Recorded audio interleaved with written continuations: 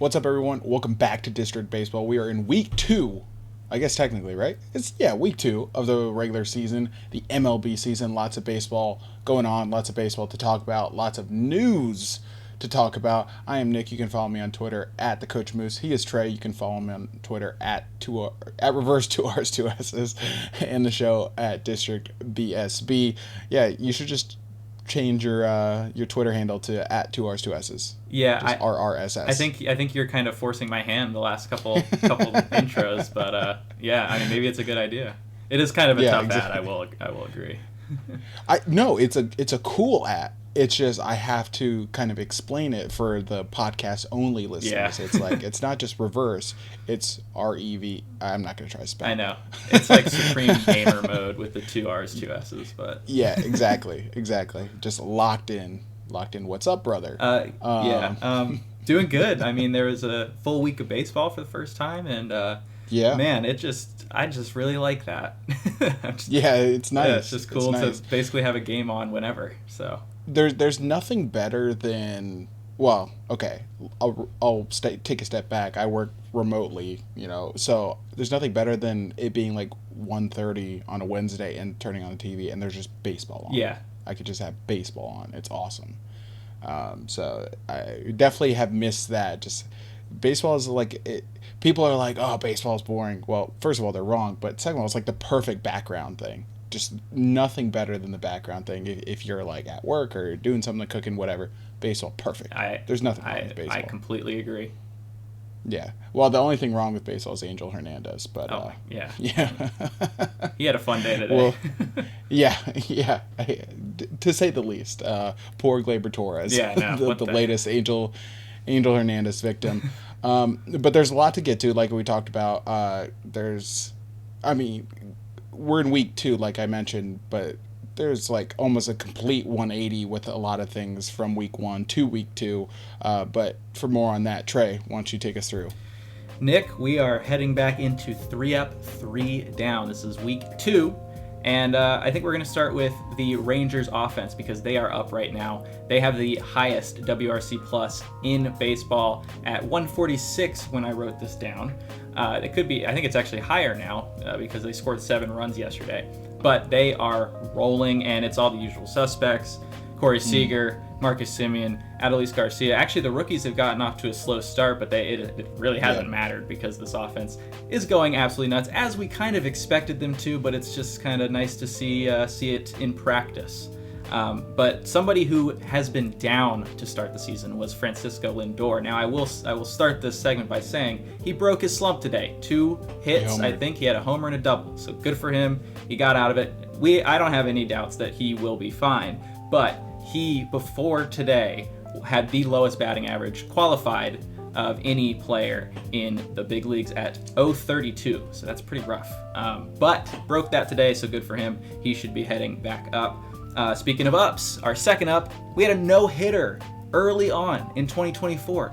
Crazy stuff. And the pitcher who threw it, Ronel Blanco for the Houston Astros, is a really cool story.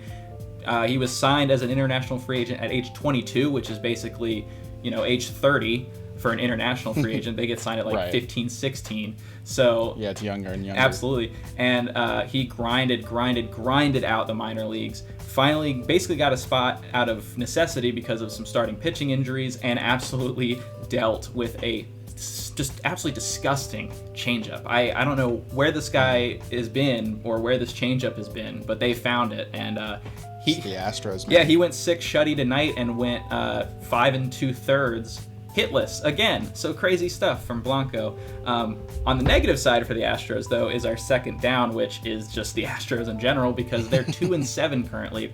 They're playing Sunday Night Baseball right now to my left, and they are currently winning 3-0 in the 8th. So maybe they'll get to their 3rd win, but either way, 3-7, 2-7, 2-8 doesn't matter. That is not Houston baseball, and it's really been their pitching and lack of clutch hitting so far. If you go by just WRC plus, they look pretty good. But I think they've only scored the 18th most runs because their clutch hitting has not been quite there. They'll probably be fine, but right now it's not looking so good. They need to step it up. Speaking of ups, we're back to number 3, and it's Ryan McMahon, who hit a game-winning grand slam against the Rays the other day. I actually don't remember which day, but it was kind of interesting because the Rockies blew it like big time. The Rays made a huge comeback in the top of the ninth, only for Ryan McMahon to blast one on the first pitch for a walk-off grand slam. Walk-off grand slams are always cool. It's just like, it doesn't matter if you're down 3; those are really cool too. But it's just such an event, a big event, and it was a bomb out there in Colorado. And our final down is the Oakland A's, not because of how they're playing. I mean, yeah, there's that, but also they're moving to Sacramento temporarily. This just came down. They won't have the Coliseum anymore after this season, so for at least 3 years, they will be in a minor league park in Sacramento and kind of just awaiting. They still don't know when they're going to get to Vegas, if they end up getting to Vegas. I mean, everything is kind of up in the air.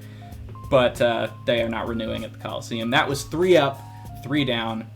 Nick, what did you want to talk about out of those suggestions? Yeah, it's well. First of all, the Rangers' offense is doing kind of what we expect. I think this was more Week 1 territory, but Evan Carter, one of the rookies you mentioned, slow start. I think he started like 0 for 13, but somehow he scored 5 runs. Yep. Like they're just finding ways that. That offense is so good. The Astros, if this was, mid-July and they go through a 2-7 stretch, we're not really talking about it, right? But it's just because of the beginning of the season. You have to remember they have a new manager, and I think he was my pick for AL Manager of the Year, so I don't think that's like necessarily the reason why they're struggling right now, but there's just a transition period, right? So it's just figuring things out. I think they're definitely going to hit their stride. They always do. Every time we think that the Astros are out, they come back. Like, it's what we talked about in the offseason. Until the Astros prove otherwise, that they don't belong in these types of conversations, I'm going to assume they're going to be in these types of conversations, So I'm not really pitting the panic meter on the Astros, and I wouldn't if you're an Astros fan. Just when we think they're out, they pull us back in. Exactly. And if you're an AL West fan, definitely do not count them out either. Definitely get your jabs in when you can, because they're not going to stay down for long. I have no doubt the Astros will be back in playoff contention when the season's all said and done. And then the A's. Listen, we're not going to talk about the A's much this year. Yeah. I think we can all kind of agree on that. This sucks. Like, it sucks for baseball. It certainly sucks for A's fans. And this is a whole different conversation we can talk about, maybe All-Star Week or when we don't have so much other stuff to talk about. But it really is a shame that in baseball, it seems like you don't really see it in basketball. You don't really see it in football. In baseball, like, you can just have an owner almost like derail a franchise. Yeah, it used to be more common across all 3 major sports. For sure. But like in MLB's in lacking 2024, behind, on that. Right. The A's are people won't necessarily agree with this, but they're a historic franchise. Like, that's a really, just historic franchise. Lots of great history, lots of great moments. Yeah, they're not in the top tier of spending. Yeah, they're not as like iconic as the Yankees or Red Sox or whatever. That's not what I'm saying. But like, that team meant something to Oakland, and they're not the only team to have left Oakland. Obviously, the Raiders and the Warriors have left Oakland, so there might be a larger issue there. From my understanding, who knows, the A's tried to stay at the Coliseum for 3 years, and it could have just been Oakland saying, F you, we're not going to do you any favors, you're leaving us, right? I get it from Oakland's side too. But it just sucks that those fans, players, everyone involved is just left in limbo. Like, they're playing in a minor league park, which is just completely unacceptable. I know, they don't feel like a real team right now. Yeah, that's basically what it is. Like, entirely unacceptable. You can imagine they're not going to do anything remotely aggressive or substantial to help improve that team, the caliber of play on field. We've seen a mass exodus of anyone worth anything on that team between your Matt Olson and Matt Chapman and Sean Murphy and et cetera, et cetera, et cetera. The Nats played the Phillies today. Christian Pache started for the Phillies. Yeah. He was like the prize return in the Matt Olson deal, and the A's released him. So Crazy. it's just like, and not saying he's a world beater or all-star caliber player, but like he's starting for an MLB team. If he's starting for the Phillies, he can certainly start for the A's. Like that's kind of my point. Yeah. So yeah, this just sucks for the A's. And what's even crazier is they're playing in Sacramento. They're not going by the Sacramento A's or anything. They're just going to be called the A's and the Athletics. Yeah, no, so, like city name in who, front. Who are we playing this week? We're playing the Athletic A's. The Athletic A's. It's just I like that. It's such a bad look for baseball, and I feel so bad for their fans. Yeah, it's the fans are the it's because they have like there's if you don't really care, you can say that they haven't showed up to support, but like if these fans, they've been beaten down time and time and time again, and they've eventually you're not going to come back after the seventh time that your team trades all your players. I mean, it's just you can only take so much, so it's just a huge bummer for them. And like I'm a Chargers fan, so obviously I hate the Raiders, but like the Raiders fan base travels well and is very strong, but they're having issues with they're like last and getting their own fans in Vegas. Yeah, I know. Right, and that had a really good fan base. And the A's, it doesn't seem like it because their ballpark was never full, but like they have a good fan base Great too. Fan base. It's just they weren't going to support an owner that doesn't care. So they're really going to struggle in Vegas, and I can only imagine what happens after that. I mean, when the announcement came down that they're moving to Sacramento, their owner was like, "Yeah, I can't wait to see guys like Aaron Judge hit home runs in the stadium." Yeah. They're not even talking about their own players. They're talking about other players coming to their park, to their minor league park. Like, it's just unreal that this is actually happening. Yeah, to conclude this segment, John Fisher is a scumbag.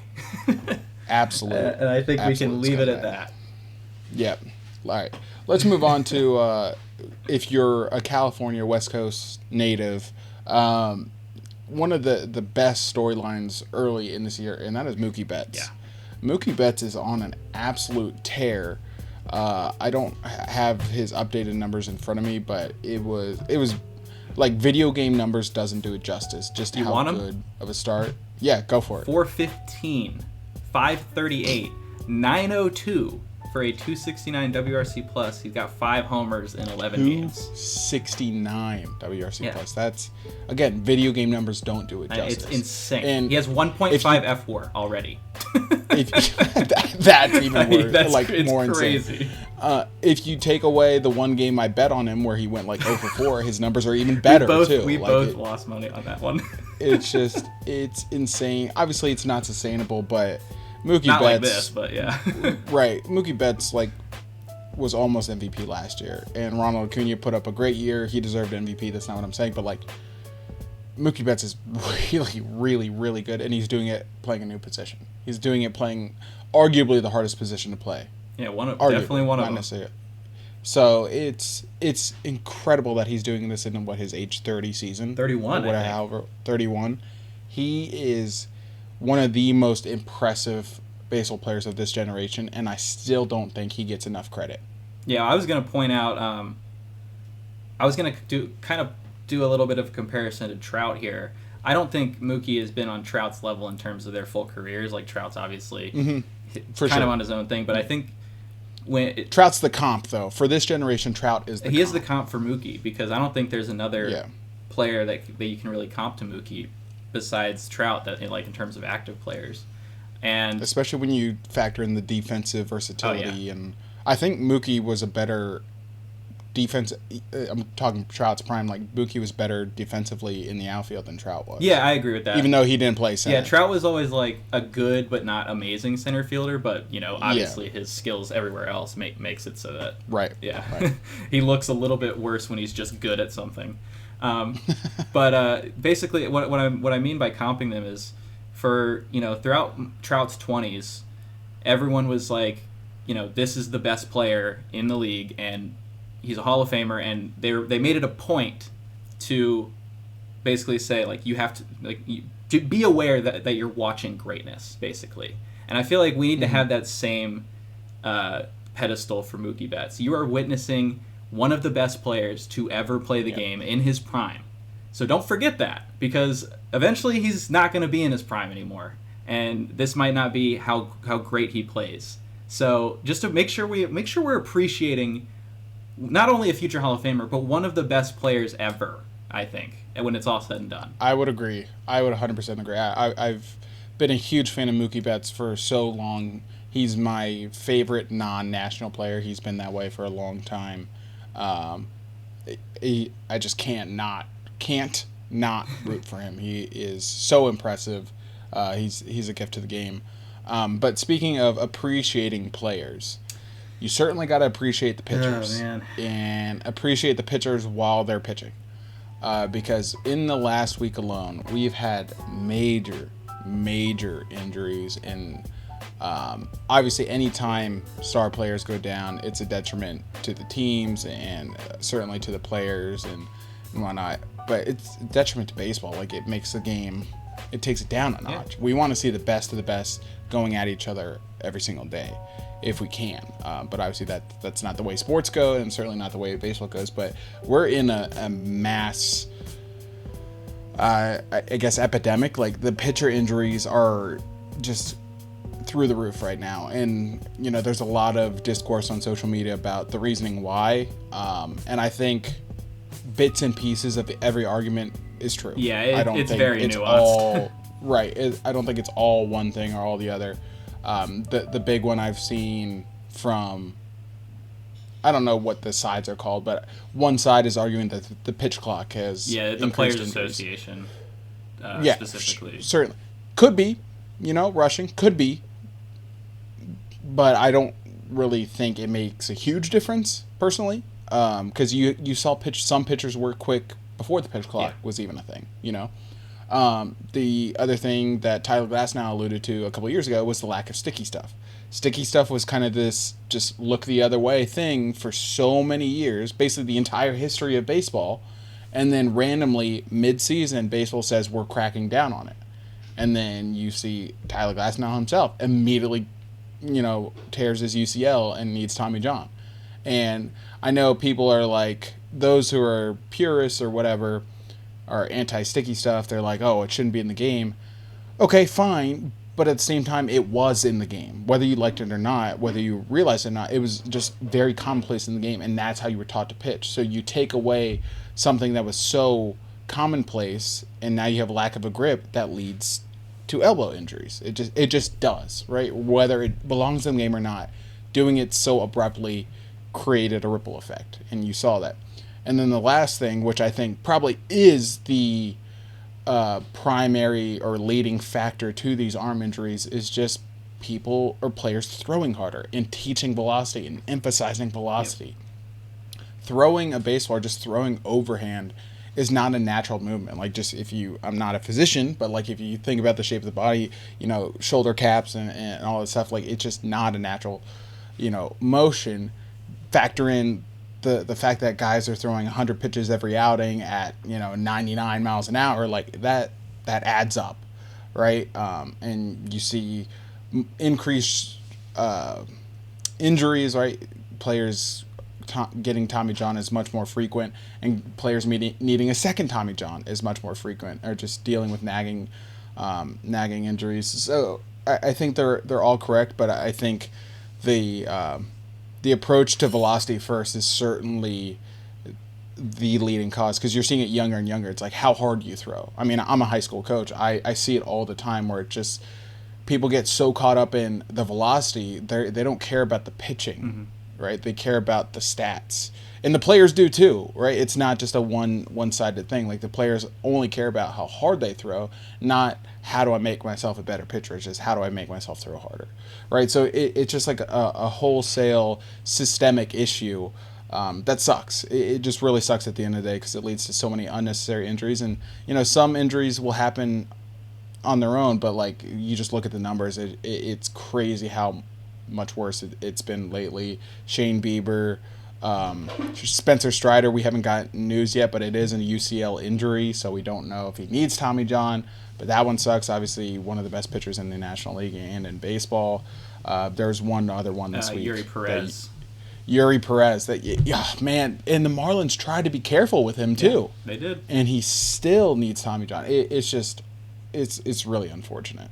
Yeah, and I mean, I think that you pretty much nailed it. It's a combination of all these things. It's not one or the other as much as both sides wants you to believe it's one thing. It's never black and white, okay? So it's, the main issue is the velo, is the max effort on every single pitch. Like there's no like when you say there's no pitching, it's more of like they want maximum stuff every pitch. Like it doesn't maximum spin, maximum velo every time. And in fairness to the players, that's what gets them paid. The teams are looking for 100%. stuff. They're not looking for 100%. a guy who throws 89, okay? They're looking for the guy who throws 99 because then they're like, okay, if you throw 99, maybe we can get your location just good enough to where you can get swing and miss. And that's how it works. Like Spencer Strider, he throws max effort on every pitch, and he's been doing that for years now. He got paid. He got like a $75 million extension for that.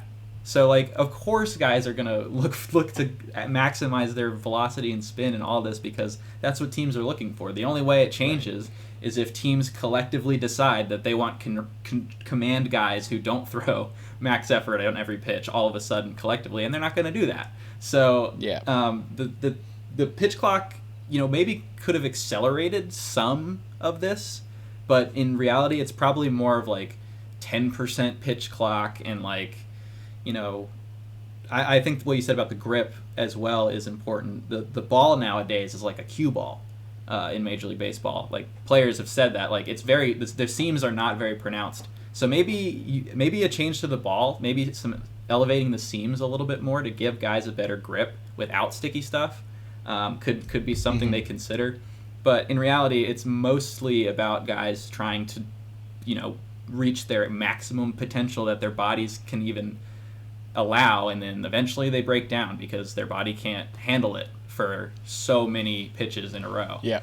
And so I don't really know how this gets solved, if I'm being honest. I don't know if it's going to change anytime soon because guys know that stuff gets them their job. They get their job based on their stuff. Yeah.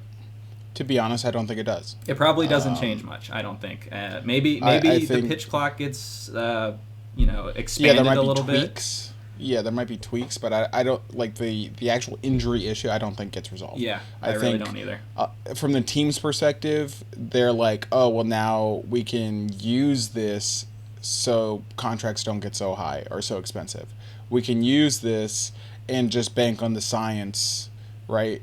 Getting better, the recovery times getting shorter. Yeah, which they have, right? Tommy John used to knock you out for 2 years, and now we see it getting closer to 1 year. And some guys come back way early, and it's crazy. Right, it's a case-by-case basis for sure, but like the medicine has advanced. Like there's no denying that, and it in all likelihood will continue to advance. And both sides benefit from it too. Like the players don't want this.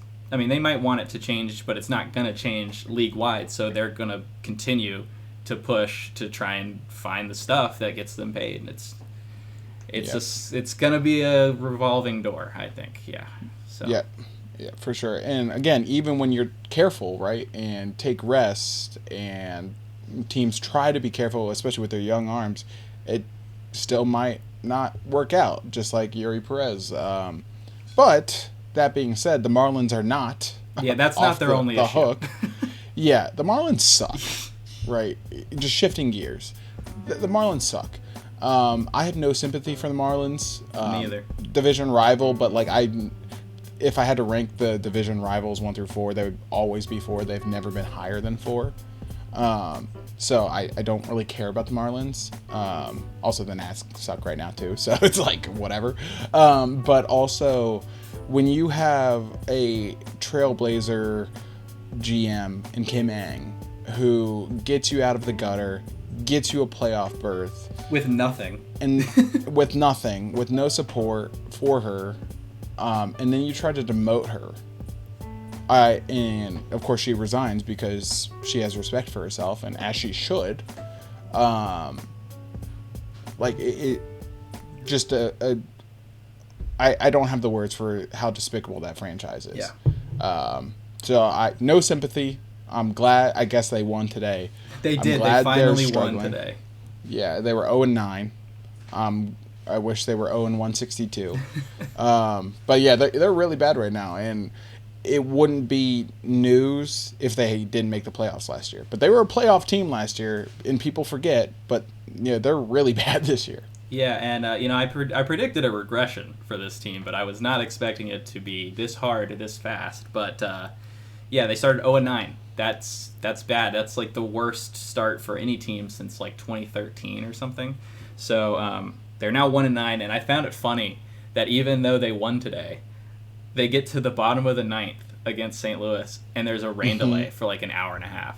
So even the baseball gods were delaying. They're like, that. please, we're gonna delay this first win if we can help. But this is the beginning of Kim Ng's revenge. We're seeing it. The revenge tour. And when they inevitably trade all of these guys that they have, like Josh Bell and Jake Berger, who are I think both on 1-year deals. They should be thanking her because they'll probably get a decent return for players that they got because Kim Ng traded for them last year. It's a bummer, but at the end of the day, I think everybody in the sport is aware that Kim Ng made this team what they were and that it was a bad decision to try and demote her. At least there's not really much, Marlins ownership defenders out there. I can't say that I've seen many of them. I think everyone's on the same page. Yeah. So. I think Berger has a couple years of team control. When they traded for him last year, I'm pretty sure he had 4 years. I would assume he has 2 years after this year. Yeah. Well, he's gonna get moved because they're not gonna pay him. That, and I will bet anything Luis Arias gets moved. Yeah, and Josh Bell. Yeah, definitely Josh Bell because he's on an expiring deal. But I would bet anything Luis Arias gets moved. Yeah, especially because they have had so many pitching injuries. They are probably already looking towards a tank for this season. Yeah, I mean, that's their default. I know. So it's like just back to normal. Yeah, status quo for the Marlins. Speaking of teams that I don't think it was an intentional tank, but a necessary one after competitive years in the early 2010s, really uncompetitive years in the late 2010s. Now both teams looking up, and that is both the Royals and Tigers. Obviously, you and I had talked during the offseason, big fans of what the Royals were doing in terms of offseason acquisitions, spending, obviously extending Bobby Witt to the deal he got, and even early results show he's underpaid, which he's going nuts. Is crazy. Yeah, he's nuts. My top 3 MVP pick for Bobby Witt is looking phenomenal right now. Yeah, definitely. And then on the Tiger side, not as active in free agency, but made some nice moves, and also just like one of the more under the radar teams because again, AJ Hinch is a really good manager, but both teams kind of are being led by their pitching right now. Obviously, Cole Ragans, Tarek Skubal at the top of both rotations, and then some quality arms behind him. You kind of got to like what both teams, like the trajectory both teams are heading in. It might not be this year, but if we're doing our 2025, which seems like a fake year, 2025 season previews, I could see legitimate arguments for both teams being division title contenders because of what they're doing right now. Yeah, and honestly, we could make this AL Central pitching instead of just. I mean, the Guardians, they haven't had none of them have had like a super tough schedule, to be honest. But it's the AL Central. Yeah, I was going to say both teams played the White Sox, so that should tell you. Yeah. But Cleveland and Minnesota are pitching well, and even Chicago is like average pitching right now. The crotch rocket. Yeah, Garrett Crochet is legit, so they at least have that. And our friend Eric Fetty looks kind of good for the White Sox. Cy Young Award winner Eric Fetty. Whatever, they got him throwing a splitter, and he probably figured that out last year at the KBO, and it is disgusting. I'm going to be honest with you.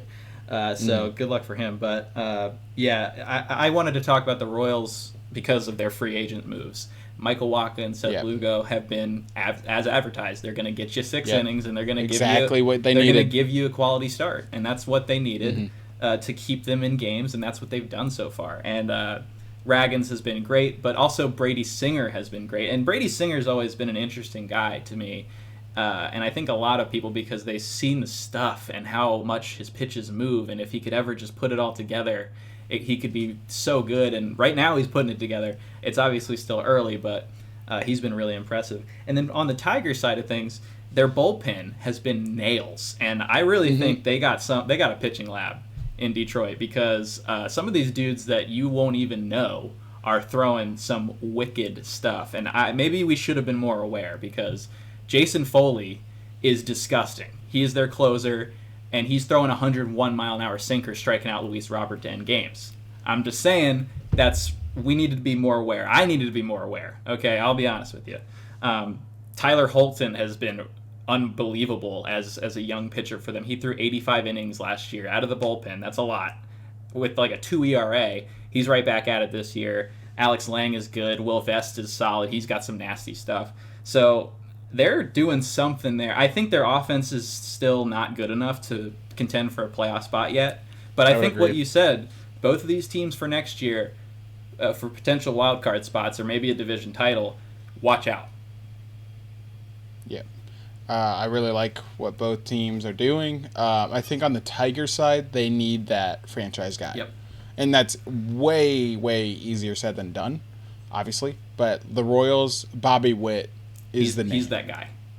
He's that guy. Even Cole Raggins, right? Mm-hmm. He's emerging.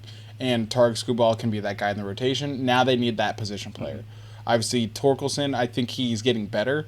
I don't know that he'll ever be that 101 draft pick pedigree or like status, like the Adley Rutschman of the world, but I think he's getting better. Javi Baez obviously didn't work out. So now where does that next guy come from? Is it someone already in the organization? Is it someone they're about to draft? Is it someone they already drafted? So I think that's is it a free agent signing? Do they go back to the well and kind of punt on the Javi Baez deal and try again? I could see them doing that. So, it'll be interesting to see how they perform this year, but how they respond to their performance this year. Because you look at the Royals, they were terrible last year, and they sort of, by Royal standards, went all in. And that's cool. By Royal standards, they definitely went all in. I like that. So we'll see how they respond to this year as well, especially in that division.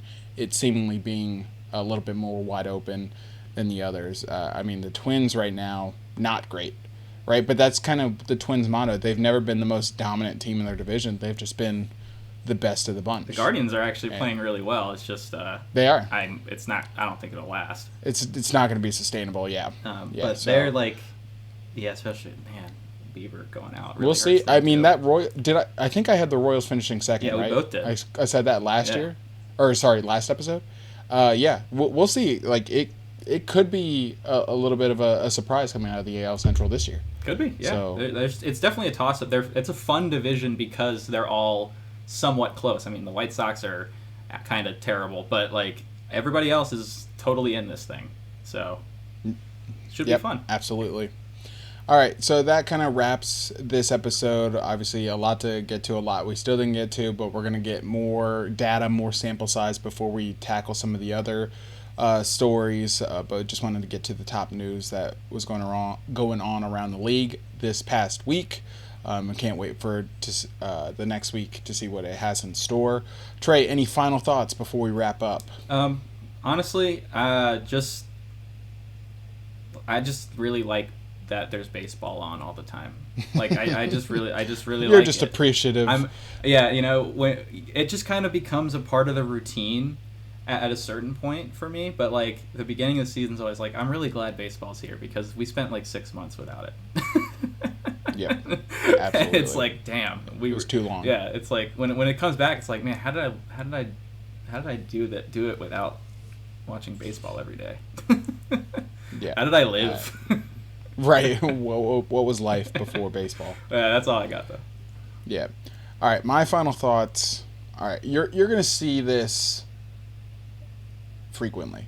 Just hand up, I'll admit it. When the Nats suck, as they have, as they are, as they do, I kind of venture towards other teams. I need something to root for. And in the past, it was the Blue Jays. My love for the Blue Jays, while I still have enjoyed our time together, that time is coming to a close. My contract's up at the I was going to say end of the year. I don't know if I'm going to make it that long. My contract's expired. So I'm looking for a new team, right? I'm looking at my prospects and seeing. I don't want to be a bandwagon. I'm not going to like the Dodgers or anything like that. But looking for an up-and-coming team. And I can tell you right now, arguably at the top of that list is the Pittsburgh Pirates. I knew it. Yeah, man. The Pittsburgh Pirates are so damn fun to watch. And, I mean, they have, why is his name escaping me? Jared Jones? Yeah, is that his Jared name? Jones. Oh, my goodness. Jared Jones is quickly becoming must-watch TV. Paul Skeens is knocking on the door. I would imagine him being up here at some point, right? That's a dynamite 1-2, yeah. right? And then they have solid arms like Mitch Keller, Marco Gonzalez. Like, in a weaker Central, like, I don't know. I don't know, Jim. I'm just saying they're really fun. Obviously, O'Neal Cruz is awesome. Brian Hayes made a very rare error against the Nats. That was kind of crazy to see. Didn't just attribute it to rust. Brian Reynolds playing really, really well, which is good to see. They need more, certainly, to be a legitimate contender, but there's no reason that can't be an NL Central contender right now. Yeah, and they are. I mean, entertainment value is high. Let's just say that. The way that they won today was pure chaos. So yeah, so if Henry Davis, now that he's playing catcher every day, not right field, if he can take that step forward, be the 101 that that they drafted him to be, maybe make an acquisition at the deadline. I don't know how their farm system looks beyond guys like Skeens. They have Tamar Johnson too. Yeah, Tamar Johnson, right? So, oh my God, imagine when he gets called up. He's going to be this year Hayes, as well. Cruz, Johnson, bro, that's such a good infield. Yeah. So the Pirates are must-watch TV. They're not the Pirates that you remember. A lot of teams that were really bad over the past couple of years making strides. Pirates, Tigers, Royals. It's a great time for kind of the some of these up-and-coming teams, yeah. Yeah, turn of the page. Obviously, the Rangers were bad, and then they won a World Series. So, we're in a really good stretch of baseball. Yeah, really good stretch of baseball. It seems like the Diamondbacks will be up there. Obviously, in the World Series last year, they could be up there. It's a really good time for baseball, all things considered. So, Pirates on watch. But I also don't want to be the guy. I'm like, yeah, I'm bandwagoning the Pirates, and then they immediately go down. I would feel so bad. Well, I would feel so bad. They did play. So I might just be an admirer. They did play well in April last year, but it was different. It was like it feels different because they have Cruz and their young guys are playing well, and Brian Reynolds is playing well. That's a big deal. I think that's a really big deal. We'll see. I think that it's a little bit more sustainable than last year's early success was. Yeah, I agree. All right, that does it for this episode. Be sure to subscribe to our YouTube channel. Trey does a great job with that. Not just episodes coming out during the week, but shorts, clips, all that good stuff. Be sure to search District Baseball on YouTube and hit the subscribe button if you're already there watching us on YouTube. We sincerely appreciate it. Follow us on TikTok at District Baseball. Twitter, all of our handles are below. Said it earlier. Reverse 2 R's, 2 S's for Trey. The coach moves for myself and the show at District BSB. We'll be back next week recapping week 3 of the Major League Baseball season. And in the meantime, let's go baseball. Let's go baseball.